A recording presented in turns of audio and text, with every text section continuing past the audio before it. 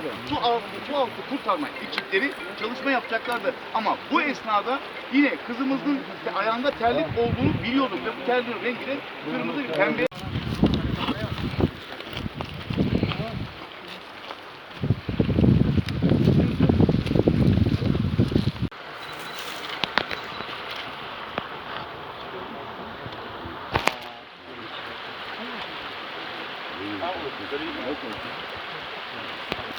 Devam ediyordu. Bugün de köyün alt tarafındaki bir dere, aslında bu dereden daha ziyade bir çay halindeydi. Ama suyun olduğu bölge debisi biraz derin ve altı kil olduğu için yapılan analizlerle belli olacak.